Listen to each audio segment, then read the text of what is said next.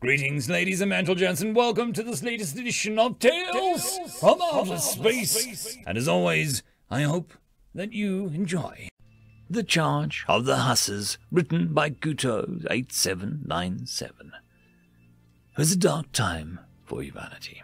7 fleets orbited Earth, launching their tungsten rounds into the planet, hoping to find a breach on the planetary shield system and to the cities and human dreadnoughts below.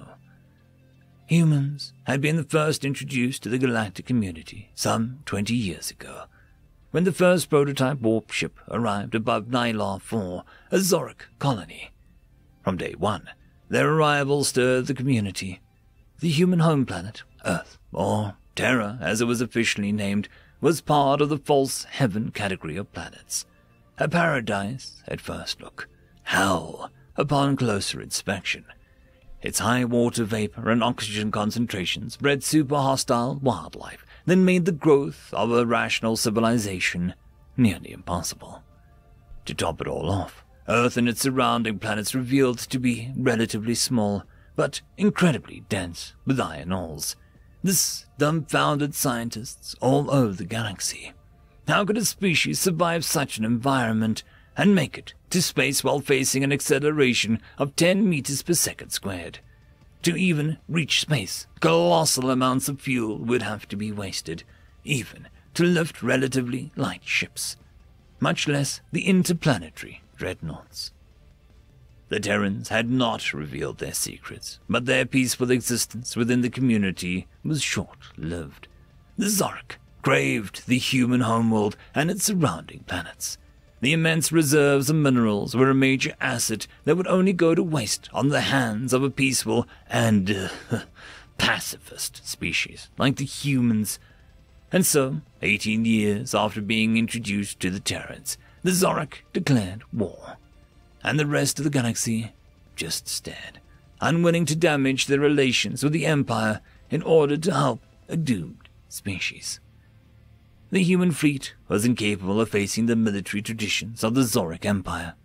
The majority of human ships were freighters, not warships, and yet the humans fought with an unprecedented brutality and efficiency. They were pushed back, but for every human destroyer engulfed in flames, 10 Zoric ships met their demise. But the Zoric had the numerical advantage, and so humanity was forced to station its remaining fleet under the planetary shield system at Earth. What no one had expected, though, was humanity's skill at waging war. A day after the declaration of war was received, human society changed into something that was unimaginable to every other species. A state of total war. Every aspect of human society was drastically changed to support the war effort. Rations, conversion of civilian factories into military factories, conscriptions. Humans stopped building fridges and started building dreadnoughts, all while singing songs of victory, beating the drums of war, complaining that the restrictions were too mild.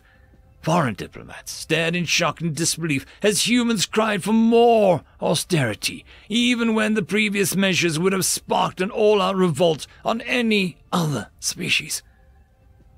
But it would not be enough. Even with factories splitting battleships into staging areas every day, the humans were too outnumbered. Zarok dropships had established beachheads on several points around the globe, and the Terran military was being stretched to contain them. Once the shield fell, and the rail guns of the Empire zeroed in on the defenders, it would all be over. But the Terrans were not ready to give up. They had realized from day one that conventional tactics would not work against such numbers.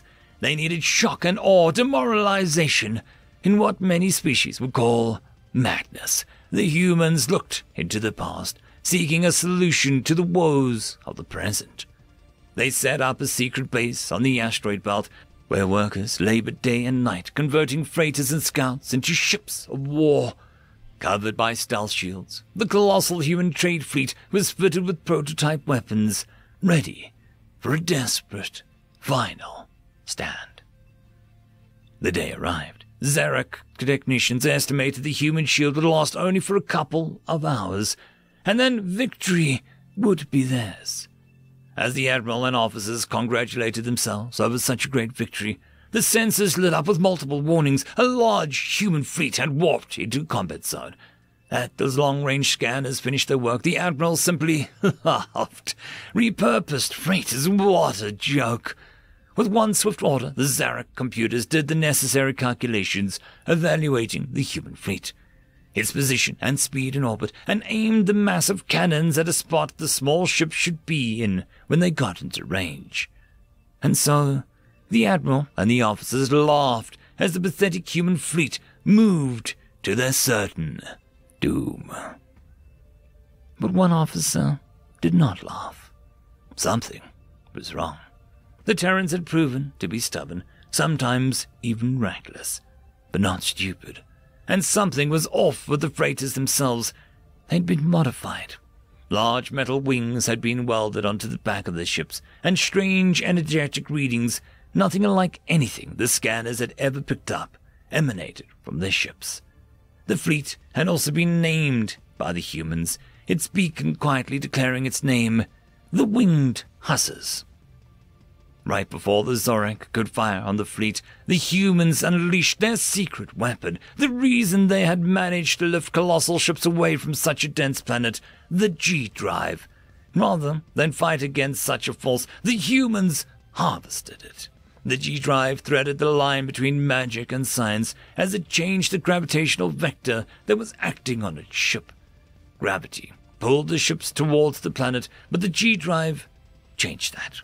It did not fight gravity. It merely redirected its force. And then the drives of 1,000 ships kicked in, altering the course of the fleet. Their new vector was now pointed directly at the Zorek fleet. As the freighters approached faster and faster, transmitters in the human vessel erupted, sending their message across all frequencies, even down to the planet itself. Millions of radios and receivers were flooded with an old human sound, one that had instilled fear into the hearts of warriors for millennia. The deep roar of 1,000 war horns and human battle cries, "For terror, death, Gaia!" Panic broke out among the Zorek. Their radios and communication networks were flooded with endless cries for blood and that horrible, chitin-chilling sound that they had never heard before. The computers could not calculate the fire solutions as the Hussars broke the laws of physics and accelerated towards them. The humans closed in. They were about to crash when the scanners picked up bursts of the strange energy. Seconds before the impact, the wings of the Terran ship started glowing in a strange, deep purple, along with spear-shaped metal rods on both sides of the hull. As the two fleets collided, their purpose was made evident. The purple spears sliced through the ships as if they weren't even there, splitting destroyers in half, obliterating fighters, and smashing through the Zork lines. The Hussars approached the larger dreadnoughts, and a tragic impact seemed inevitable. But the purple wings glowed even stronger, and a small cone was projected ahead of the ships. Whenever they could not avoid collision, the Terran ships would just carve through the Imperial ships, leaving venting, mortally wounded carcasses in the passage.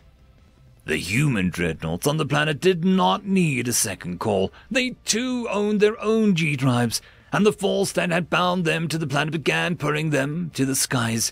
As the ships crossed the shields, the spinal rail guns began singing their song, first red with heat, then scorching blue, and finally blinding white, as the tungsten shells eliminated any remaining Zorek ships.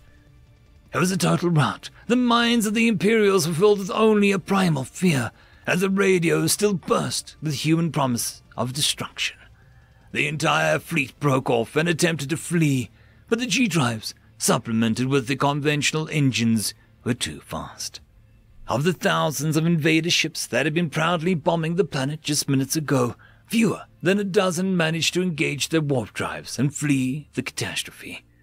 The crew members being declared combat ineffective as they showed extreme signs of post-traumatic stress disorder. But the Terrans were not done. The Zorek sent increasingly desperate peace terms, but if they had bothered to study human history, they would have learned that whenever humans go into a state of total war, there is only one peace term that they will accept: unconditional surrender. For half a year, the humans drove into Zoric space, the Hussars leading the advance and crushing any opposition. Nothing stopping these ships, neither minefields nor intense barrages, as their purple shields just carved through any obstacle, with the horns of war shattering any hopes of the defenders. As the final defense fleet was obliterated over Zoric capital planet, an unconditional surrender was offered. Celebrations broke all records on Earth. 2 years of brutal war for survival ended in a glorious victory, and no other species would ever again try their luck against the human forces. The Hussars had been reborn, and they had once again coated themselves in glory as they charged into battle with the sound of death on their lips and the wings of victory on their back. End of story. The algorithm reckons you should be watching this video next, and I recommend that you should be always watching my video. So, click with energy! And yes, clicking that does help the channel. Thank you very much. I'd just like to give a quick thanks to the T5 channel members and patrons: Alithia, Parky, Fudic Yol, Meridian117, Cam Maxwell, Casper Arnholtz, Angry Marine, Lord Azrakal, and White Van 420.